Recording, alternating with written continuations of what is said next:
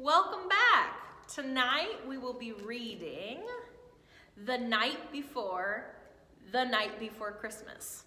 This one is written by Natasha Wing and illustrated by Mike Lester.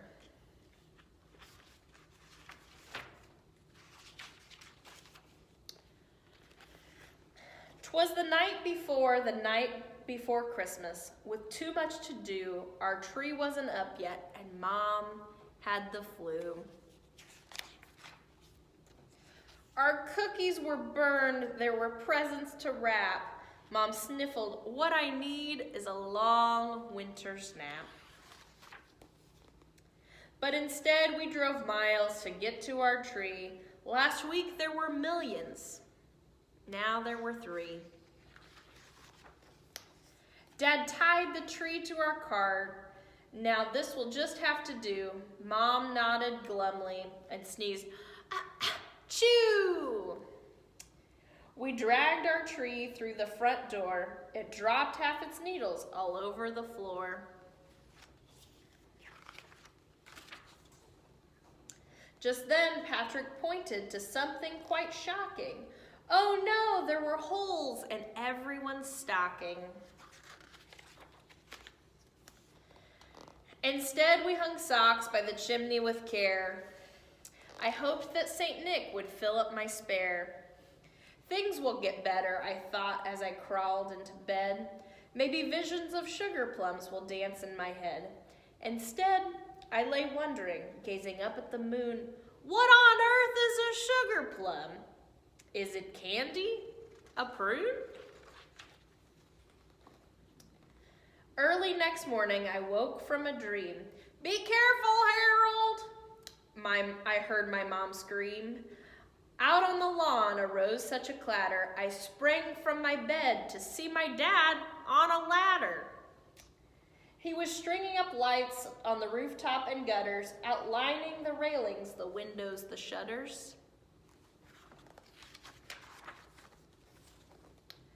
When he plugged in the cord, not a single light lit. Do we have extra bulbs? Yes, but none of them fit. So off to the mall our family did drive. When Dad saw the crowds, he gasped, sakes alive! We searched every store, all the lights were sold out, but I found something for Grandpa, Silly Gilly the Trout.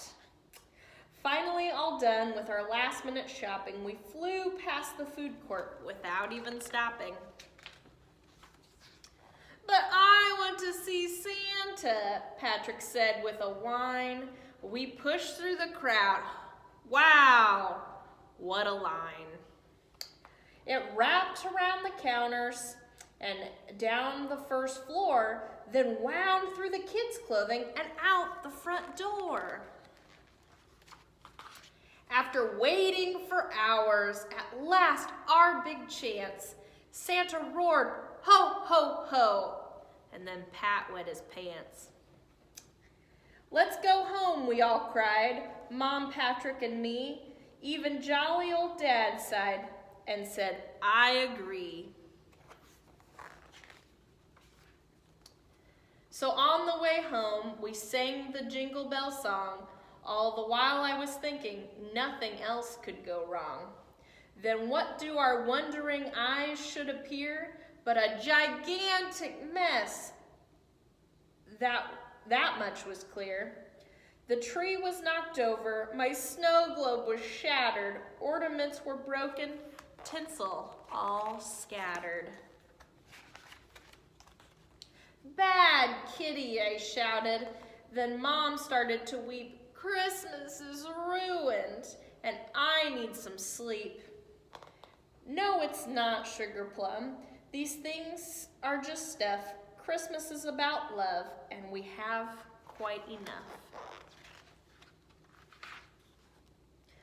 He tucked Mom into bed for some much-needed rest. Then we 3 busy elves gave it our best.